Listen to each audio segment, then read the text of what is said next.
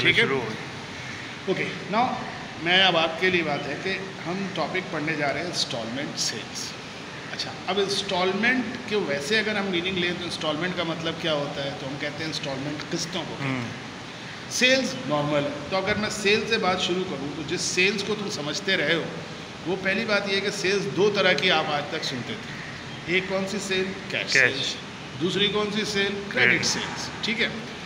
Cash sales simple है, जिसमें आपने मर्चेंडाइज बेची और पैसे ले लिए। क्रेडिट सेल जिसमें आपने मर्चेंडाइज बेची, पैसे नहीं लिए।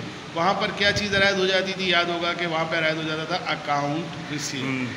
आज एक नई चीज़ सुनो, क्रेडिट सेल की ही किस्म में अब एक वो जो नॉर्मल थी जिसको हम रेगुलर क्रेडिट सेल कह सकते हैं, आज एक उसी क्रेडिट सेल की एक और किस्म है जिसको क्या कहा जाता है? Instalment sales. बुनियादी तौर पे इन दोनों में क्या फ़र्क है? किसमें? इंस्टॉलमेंट सेल्स में और रेगुलर सेल में। और इन दोनों में क्या कॉमन बात है? तो कॉमन बात तो ये है कि ये दोनों के दोनों क्या है? क्रेडिट सेल है। लेकिन इन दोनों में फ़र्क क्या है कि रेगुलर सेल की सूरत में जो तुम क्रेडिट बेचोगे वो फुल पेमेंट तुम्हें मिल जाएगी, एक साथ पैसे मिल जाएंगे जब भी मिलेंगे। आज हो सकता है कि आज उधार बेचा, कल मिल जाए, कल नहीं मिले, 1 महीने बाद मिले, 1 महीने बाद नहीं मिले, 3 महीने बाद मिले, लेकिन जब भी मिलेगी क्या मिलेगी तुम्हें? फुल पेमेंट रिसीव कर लोगे तुम। लेकिन इंस्टॉलमेंट सेल में बेसिकली कभी भी तुम्हें फुल पेमेंट नहीं मिलेगी। फुल पेमेंट नहीं मिलेगी, बल्कि तुम्हें पेमेंट मिलेगी किसमें? पार्ट पेमेंट मिलती रहेगी। पार्ट पेमेंट का मतलब पार्ट पेमेंट रिसीव करोगे, यानी कि किस्तों में पैसे रिसीव करोगे। ये फ़र्क है सबसे पहले इन दोनों में। यानी अगर सिंपल लफ्ज़ों में कोई सवाल करे कि रेगुलर सेल और इंस्टॉलमेंट सेल में क्या फ़र्क है और क्या कॉमन बात है, तो कॉमन बात यह है कि दोनों क्रेडिट सेल है। और दोनों में फ़र्क क्या है? वो फ़र्क ये है कि रेगुलर क्रेडिट सेल में फुल पेमेंट रिसीव होगी, लेकिन इंस्टॉलमेंट सेल में हमेशा हमें जो पेमेंट मिलेगी वो पार्ट्स में मिलेगी, या दूसरे लफ्ज़ों में कह लो किस्तों में मिलेगी। अब यहाँ पे प्रॉब्लम क्या हो जाती है, जिसकी वजह से अब लाजमत है कि जो हम पढ़ने जा रहे हैं बेसिकली इंस्टॉलमेंट सेल टॉपिक का नाम है, लेकिन हकीकतन ये क्या है? ये हम उसकी क्या पढ़ने जा रहे हैं? अकाउंटिंग पढ़ने जा रहे हैं। तो सवाल ये पैदा होता है कि आखिर हम उसकी अकाउंटिंग क्यों पढ़ रहे हैं? तो पहले बात यही समझनी है कि अकाउंटिंग अगर हम इसकी पढ़ने जा रहे हैं, इसके पीछे जो सेंस है, इसके पीछे जो लॉजिक है, वो क्या है कि ऐसा क्या इसके अंदर तब्दीली आ गई है जिसको, तो एक तब्दीली तो आपको समझ में आएगा, अच्छा पैसे किस्तों में आएंगे। आप कह सकते हैं कि सर अगर किस्तों में पैसे आ रहे हैं तो क्या हुआ? कोई मसला थोड़ी है, एक पैसा किस्त आ गई, दूसरी आ गई, तीसरी आ गई, इसमें क्या हुआ? एक साथ आ गई, अलग आ गई, तो दोनों में फ़र्क क्या हुआ? नहीं, इन दोनों में अब एक आपने असल में फ़र्क समझना है कि आखिर फ़र्क बनता क्या है और ये इसमें क्या। तो अब फ़र्क क्या है कि बुनियादी तौर पे सबसे बड़ा किसी भी अकाउंटिंग का काम होता है किसी भी चीज़ का क्या मालूम करके बताना? प्रॉफिट निकाल के बताना। अब प्रॉब्लम ये है या अराइज हुई कि यार नॉर्मल सेल के अंदर अगर फ़र्ज़ करो कि तुमने एक चीज़ 100 रुपये की ख़रीदी, 100 रुपये उस चीज़ की क्या थी? कॉस्ट थी, और तुमने उस 100 रुपये की चीज़ को मिसाल के तौर पे 130 रुपये पे क्या कर दिया? सेल कर दिया। तो तुम्हें पता चल गया कि अच्छा जी ये 130 रुपये में से 30 रुपये का मेरा क्या है? प्रॉफिट है। अब चूंकि अगर तुमने सेल किया था 130 पे, तो क्या हुआ होगा?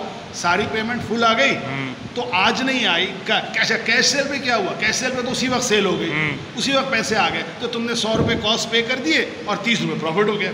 क्रेडिट सेल में भी क्या हुआ कि ठीक है पैसे फ़ौरन नहीं आए, 1 महीने बाद आए, 3 महीने बाद आए, लेकिन जब भी आए क्या आए? फुल आए, तो 100 रुपये कॉस्ट हो गई कवर और 30 रुपये का प्रॉफिट हो गया, 130।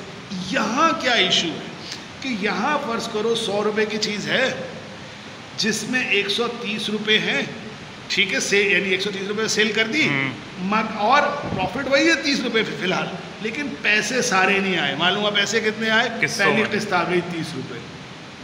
अब जो पहली किस्त आई है 30 रुपये, और अगर उसी किस्त के बाद साल ख़त्म हो गया तो तुम्हें क्या कहोगे? ये 30 रुपये किसकी रिकवरी है? कॉस्ट की रिकवरी है या प्रॉफिट की रिकवरी है? कॉस्ट की।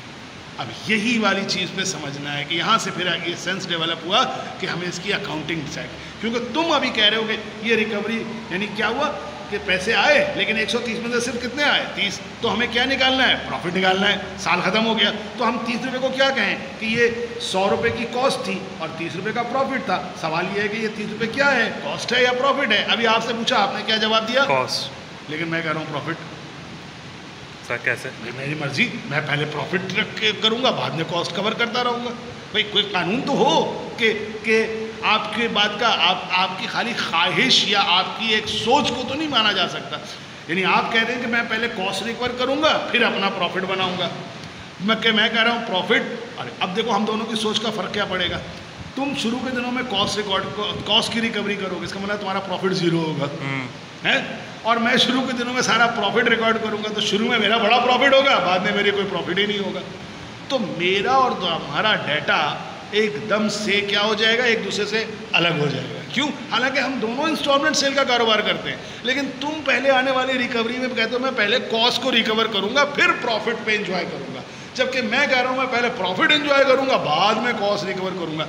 तो मेरा और तुम्हारा जो डाटा है वो बिल्कुल एक दूसरे से कंपेरेबल नहीं होगा। और अकाउंटिंग के अंदर जो मुख्तलिफ काम हैं वो तो किए ही इसलिए जाते हैं ना मेरा दोस्त, कि एक दूसरे के साथ डाटा को कंपेयर करके हम ये समझ सकें कि कौन बेहतर है, कौन बदतर है, कौन कैसे बेहतर अगर नहीं है तो किया जा सकता है। तो इसके लिए रूल बनाया गया और उसमें फिर ये पढ़ाया गया कि जब भी कभी कॉस्ट की बात हो जाए, ये पैसे की बात, किस्तों की बात हो जाए, तो बजाय इसके कि तुम सारे का सारा पैसा कह दो कि वो कॉस्ट है या सारे का सारा प्रॉफिट है, तुम इसको दो हिस्सों में तोड़ दो। यानी आने वाला पैसा बेसिकली कॉस्ट की रिकवरी भी होगा और किसकी होगी, प्रॉफिट की रिकवरी भी होगी। तो अभी तक के लेक्चर का पहला पार्ट जो मैं यहाँ पे ख़त्म कर रहा हूँ, इसमें मैंने एक बात समझाई कि हम पढ़ने जा रहे हैं क्या, इंस्टॉलमेंट सेल्स, यानी कह लो इंस्टॉलमेंट सेल की क्या, अकाउंटिंग। लेकिन हम क्यों पढ़ने जा रहे हैं इंस्टॉलमेंट सेल की अकाउंटिंग?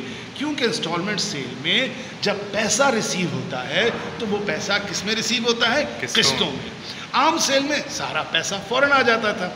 तो हम आम दिनों में या आम सेल्स के अंदर आराम से हम रिकॉर्ड कर सकते थे, यानी क्या मालूम कर सकते थे, अपना प्रॉफिट। यानी अकाउंटिंग फॉर इंस्टॉलमेंट सेल पढ़ने का सबसे पहला मकसद है कि हम सीखें कि इंस्टॉलमेंट सेल का प्रॉफिट निकालना आम सेल के प्रॉफिट निकालने से किस तरह से मुख्तलिफ है। और इसी सिलसिले को समझने के लिए हम जानते हैं कि इंस्टॉलमेंट सेल में जब भी कोई किस्त रिसीव होगी तो सारे का सारा वो ना तो कॉस्ट की रिकवरी होगी ना प्रॉफिट की, बल्कि उसको एक पोर्शन में डिवाइड कर दिया जाएगा, कुछ कॉस्ट की रिकवरी और कुछ किसकी होगी, प्रॉफिट की। अब इसको हम अगले लेक्चर में करेंगे। यहाँ पे ये लेक्चर को स्टॉप करें।